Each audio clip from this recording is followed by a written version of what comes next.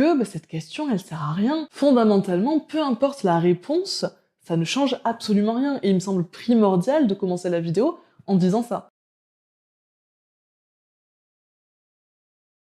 L'étude en question, c'est celle-ci. Une équipe internationale de chercheurs a analysé l'ADN de 151 momies égyptiennes issues du site d'Abou Sir el-Melek. Les individus étudiés étaient génétiquement très proches des habitants du Proche-Orient. En gros, ça veut dire qu'ils partagent des ancêtres communs avec les Sémites. Les Égyptiens, depuis le début, composent avec l'étranger. Ne serait-ce que parce qu'il y a toute une partie de la population égyptienne qui est d'origine étrangère. Je veux parler de ceux qui habitent à l'ouest, on va dire les Libyens pour faire court, qui en réalité sont plus que des voisins, ce sont des gens qui se sont intégrés dans la population égyptienne. Voilà. Bon. Il y a toute la zone du Fayoum par exemple qui est entre l'Égypte et la Libye, dans le Sahara. Bon. Il y avait des communications telles, il n'y a aucune barrière géographique qui fait qu'il y avait des communications, et donc les Égyptiens sont en contact constant avec les populations de l'Ouest, qui sont semi-nomades. Bon. Le second problème, c'est que l'appartenance ethnique, c'est une notion qui n'existe pas chez les Grecs.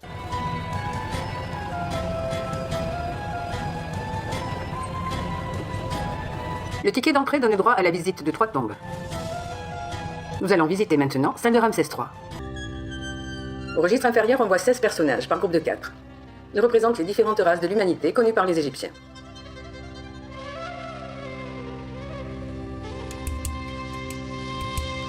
La terre noire n'a rien à voir avec la couleur de peau des anciens Égyptiens. Ces derniers ne se représentaient pas eux-mêmes avec une peau noire.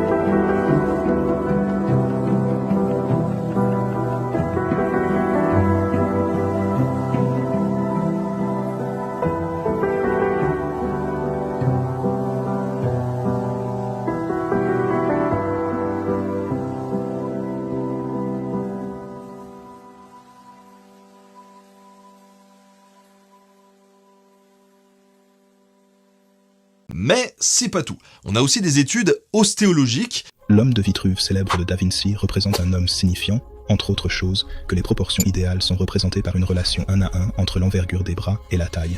Cependant, en termes d'anthropométrie humaine, les Africains sont en général connus pour avoir des tibias et des bras comparativement plus longs, et des torses plus courts, ce qui fait que l'envergure des bras des Africains dépasse en moyenne de 6 à 15% les proportions vitruviennes. Les Européens, eux, se situent généralement de 3 à 1% en dessous. Les proportions des membres de la lignée pharaonique se situent bien dans les normes anthropométriques des Africains modernes dits nègres, mais bien au-dessus de la plage typique des Eurasiens modernes.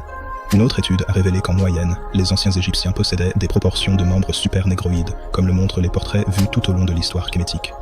Donc, en bref, bien que les anciens Égyptiens auraient été bien en dehors de l'idéal de perfection de Da Vinci, ils étaient parfaitement en place sur le continent. Et dermatologique. Une étude récente a été menée par le docteur Anna Maria Makota, publiée en 2005. L'étude visait à tester la qualité des méthodes de réhydratation pour les tissus momifiés. Dans l'étude, des échantillons ont été prélevés sur un groupe de 273 momies datant du Nouvel Empire. Des échantillons ont été prélevés sur chaque organe de chacune des momies. Lors de l'analyse des échantillons de peau, les biologistes ont noté que les sections de peau montraient une préservation particulièrement bonne des tissus. Bien qu'une grande partie de l'épiderme se soit déjà séparée du derme, l'épiderme restant, souvent Washington, était bien préservé. Les cellules épithéliales basales étaient remplies de mélanine comme prévu pour des spécimens d'origine négroïde. En essence, l'épiderme était cohérent avec les groupes africains noirs ou négroïdes en fonction de la densité de la mélanine. Cette conclusion objective donne un clin d'œil silencieux aux efforts inlassables de Diop et de ses protégés, qui ont toujours su que, si l'occasion de tester se présentait, les anciens Égyptiens seraient prouvés être du même stock ethnique que leurs frères africains. Pourquoi certains personnages portent un petit cône blanc ou coloré et décoré? Depuis le Nouvel Empire, on les retrouve sur de nombreuses fresques des tombes de l'élite égyptienne, par exemple dans les scènes de banquet. Alors, qu'est-ce que c'est exactement que ce truc? Eh ben, figurez-vous que même si on en voit partout, ça reste un vrai mystère. Les égyptologues ont d'abord supposé qu'il s'agissait d'un baume parfumé, une sorte d'onguent solide fait de graisse, de cire ou autre. Déposé sur les cheveux, il fondrait au fur et à mesure, délivrant sa bonne odeur et protégeant les cheveux et la peau du soleil. Sauf que les Égyptiens portent souvent une perruque, ce qui réduit considérablement l'intérêt du baume, et on ne parvient pas à comprendre comment cette motte était fixée sur le crâne. Seconde hypothèse apparaît alors, peut-être que si on ne retrouve pas de traces physiques de ces cônes, c'est tout simplement parce qu'ils n'ont jamais existé. Les coiffures dans l'Égypte ancienne étaient un des moyens par lesquels les Égyptiens se distinguaient en tant que civilisation africaine. Parmi les nombreuses coiffures portées par les hommes de Kemet, la plus populaire de loin était la torsade courte. Les égyptologues, pour des raisons évidentes, ont souvent spéculé que cette coiffure était une perruque imitant les cheveux couchites, mais cela n'a jamais été étayé par aucune preuve. En réalité, il est bien connu qu'il s'agit d'une coiffure populaire qui a imprégné l'Afrique continentale. Les œuvres d'art en bronze du Bénin illustrent la banalité de la torsade courte portée en rangées concentriques similaires sur diverses représentations. Une variation de ce style peut être trouvée parmi les hommes afars d'Éthiopie, où les torsades sont également considérablement allongées. Ce style est également reflété dans l'art kémétique, mais de loin l'exemple le plus notable de ce style a été capturé contemporainément par des artistes romains dans des bustes en bronze exquis représentant l'apparence distinctement africaine des anciens Égyptiens. Que dit la science sur les cheveux des Égyptiens? La trichologie est l'étude des cheveux à l'aide d'un trichomètre. Il mesure la section transversale d'un cheveu et peut révéler la race d'une personne. Le résultat est un indice qui varie selon l'ethnicité. Dans les années 1970, l'anthropologue tchèque Eugen Straul a étudié les cheveux des anciens Égyptiens. Les échantillons présentaient une texture variée, allant de ondulés à bouclés.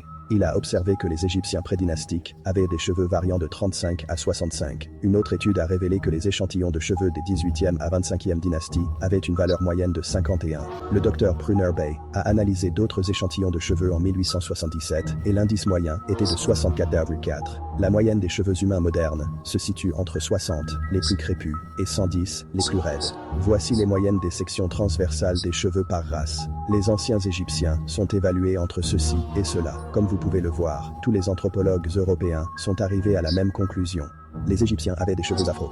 Les théories linguistiques mises en avant par les afrocentristes, elles tiennent pas vraiment face à une étude rigoureuse et méthodique de la langue égyptienne. Le père Trille, c'est un des premiers à dire « Ah mais l'Égypte ancienne, c'est elle qui a influencé toute l'Afrique, les langues africaines découlent de l'égyptien ancien ». On a une linguiste qui était professeure à l'école pratique des hautes études, qui s'appelle Lilia Somberger. Oui, 1928, elle défend donc déjà l'unité des langues africaines dont l'égyptien constituerait un État ancien.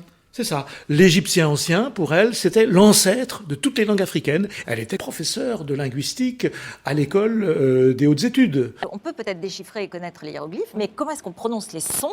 Comment est-ce qu'on connaît le son, en fait?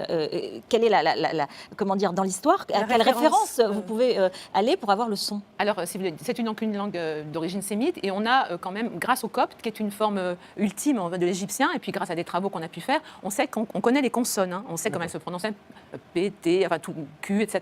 Ouais. Mais c'est le problème, comme dans toutes les langues sémitiques, comme l'arabe ou l'hébreu, on n'a pas les voyelles. Ce qui ressemblait à ce qu'on voit, non, finalement. Ils étaient totalement, ils n'avaient pas les cheveux longs ou des foulards moins beaux, moins vigoureux.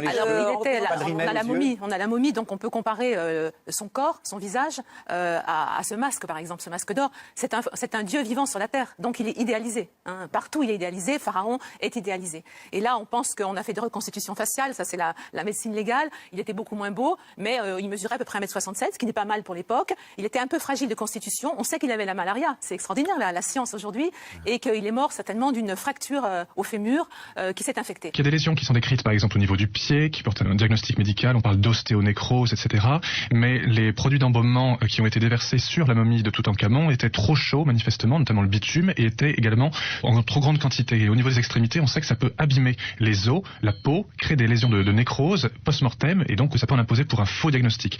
Donc malheureusement, ils ont fait un examen radiographique simplement, ils n'ont pas examiné au microscope, ils n'ont pas fait de microscopie sur ces restes, et c'est fort dommage parce que le diagnostic, il est très superfétatoire. C'est-à-dire, par exemple, quand le directeur des antiquités égyptiennes dit que Toutankhamon avait une maladie génétique osseuse? C'est faux tout simplement. Les pieds sont abîmés, mais on ne sait pas quelle est la cause exacte de ces lésions au niveau du pied. De la même façon, quand il dit que Toutankhamon et une partie de sa famille avaient la malaria, avaient le paludisme, c'est tout à fait vrai, mais il présente ça comme une cause vraisemblable de décès. Et là, nous ne sommes pas d'accord, parce que énormément de gens en Égypte ancienne étaient porteurs du paludisme, et ils avaient d'ailleurs ce paludisme, ils l'attrapaient dès la plus jeune enfance.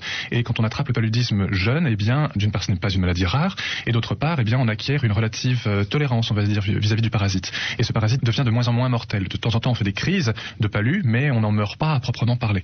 Donc dire que Toutankhamon avait le palu et que c'est la cause vraisemblable de son décès, ça c'est un petit peu exagéré. Même chose quand il dit par exemple qu'on a trouvé une canne, pas mal de cannes d'ailleurs dans la tombe, et que c'était vraisemblablement en raison de sa boiterie, c'est faux, parce que la canne est un instrument de prestige et on en trouve énormément dans plein de tombes, à la fois de pharaons mais également de nobles. Même chose lorsque Zayawas dit qu'on a retrouvé des graines et des aliments qui étaient particulièrement utiles pour traiter la maladie qui avait une vocation antalgique, c'est faux, parce que ces aliments-là, on les retrouve également dans d'autres tombes d'individus qui n'avaient pas les lésions osseuses décrites par Zayawas sur Toutankhamon, et c'est extrêmement fréquent de donner ce genre d'aliments aux morts, c'est pour le nourrir dans l'autre monde, ce qu'on appelle le champ d'Ialou. Et il était noir? Non, il était assez foncé de peau, enfin il était plutôt bronzé, on va dire. Il n'était pas noir, c'est pas un pharaon noir. Il y avait beaucoup d'influences en Égypte, il y avait l'influence évidemment de l'Afrique au sud et puis du Proche-Orient. C'est un mélange de peuples et de sang. Quand Zaïrawas dit que Toutankhamon est le fils d'Akhenaton, et pour nos auditeurs comme ça, alors comment on pourrait se représenter Akhenaton?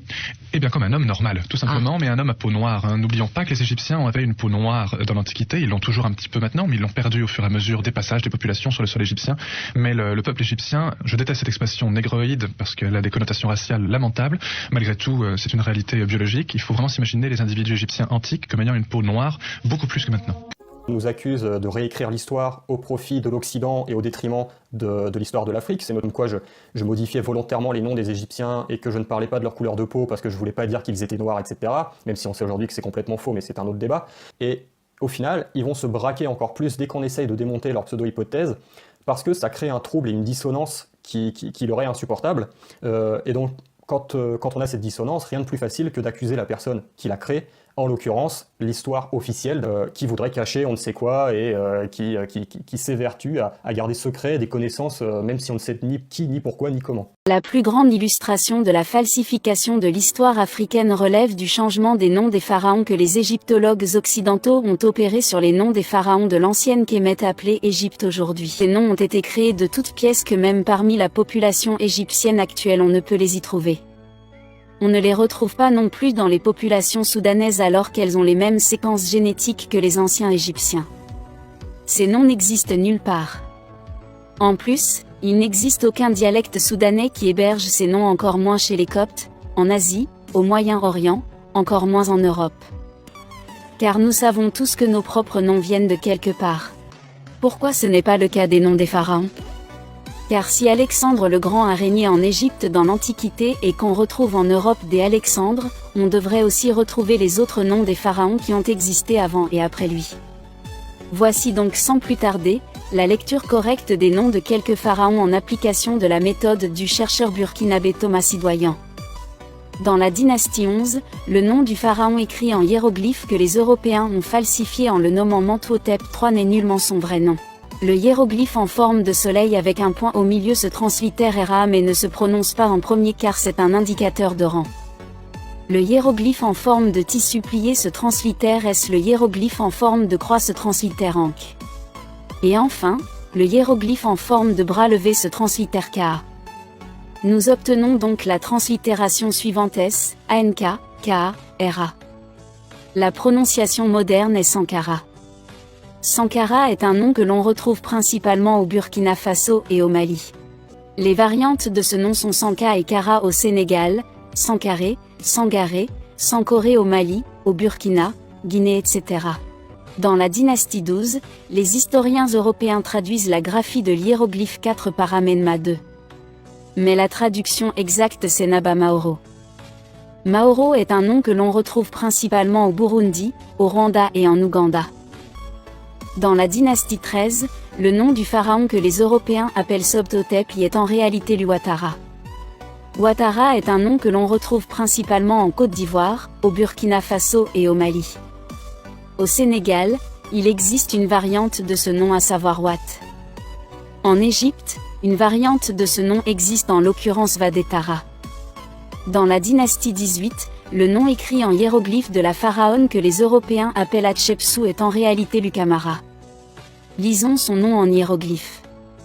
La graphie de son nom se trouve dans l'hiéroglyphe 5. Le hiéroglyphe en forme de soleil avec un point au milieu se translittère Hera mais ne se prononce pas en premier car c'est un indicateur de rang social. Le hiéroglyphe en forme de bras levé vers le ciel se translittère Ka. Le hiéroglyphe de la Maat se translittère Ma. Le T ne se prononce pas. Son but est de nous indiquer un principe féminin. Et, enfin nous lisons le hiéroglyphe en forme de soleil qui se translittère Ra. Nous obtenons donc la translittération suivante, K-A-M-A-R-A et sa prononciation moderne est Kamara. Il existe des variantes en Afrique telles que Kama et Mara au Sénégal, Kamra au Malawi. Dans la dynastie 19, voici le nom écrit en hiéroglyphe du pharaon que les Européens appellent Ramsès II. Dans cette graphie, les hiéroglyphes encadrés en bleu se lisent Amin qui veut dire le créateur. En déchiffrant les hiéroglyphes encadrés en rouge. Les hiéroglyphes avec les 3 queues de renard se translittèrent Emma. Le hiéroglyphe en forme de tissu plié se translittère S. Le hiéroglyphe en forme de jonc se translittère sous. Et enfin, en lisant le hiéroglyphe en forme de soleil combiné au chiffre 1 qui se translittère RA. Nous obtenons donc la translittération suivante Emma SSOURA. Sa prononciation moderne est Massoura qui a pour variante Massara, Massaré, Massiré, Massouré, Siré, Sira, Siradjou, Mansouré, Mansour, Mansaré, Mansoré, Mansor. Pour finir, nous ajouterons à cette short list le nom du premier pharaon nommé Narmer dont le nom africain est Kayamaga qui veut dire grand chasseur. En rétablissant les vrais noms des pharaons, l'humanité se réconciliait avec son histoire, et l'Afrique avec la sienne. Mais aujourd'hui, ça ne tient plus la route. Enfin, plus personne ne peut dire que les langues africaines sont apparentées, d'abord, toutes apparentées les unes avec les autres, et puis apparentées avec les Égyptiens. Il y a eu des milliers de travaux de linguistique. Dire que l'Afrique est le point d'origine de l'homme moderne, le point d'origine de l'humanité plus ancien, celui des hominidés et des homininés, ou le point d'origine de de la civilisation, ou le point d'origine de tel ou tel système d'écriture, ou de tel système économique. Bon. Il n'y a pas besoin de glorifier ça avec un discours, avec un discours qui est égyptophile ou afrocentriste, voilà, qui est fondé tout simplement sur l'indisponibilité des savoirs. L'origine africaine des pharaons de l'Égypte ancienne a déjà été prouvée par des analyses génétiques. En février 2010, une équipe de recherche dirigée par le Dr Hawass a réalisé une analyse d'ADN autosomique de plusieurs momies du Nouvel Empire. Les momies comprenaient Toutankhamon, Tuja, Amenhotep III, Yuya, d'autres momies d'Amarna et certaines momies de la dynastie ramesside dans la lignée pharaonique. En 2014, des chercheurs indépendants ont utilisé les algorithmes de correspondance des bases de données STR existantes pour effectuer une analyse sur les résultats d'ADN autosomique publiés par le Dr Hawass en février 2010. Les résultats étaient définitifs et concluants. Toutes les momies pharaoniques se regroupaient incontestablement près des Africains subsahariens modernes à un taux de 70% à 94% d'affinité génétique. En moyenne, les momies pharaoniques avaient 10 à 20 fois plus de chances d'être apparentées aux Africains continentaux modernes qu'aux populations modernes du Proche-Orient ou eurasiennes. Kemet était une réalisation africaine et non le résultat d'une incursion étrangère. Toujours bon de rétablir quelques vérités au milieu de cet océan de théories pas très scientifiques.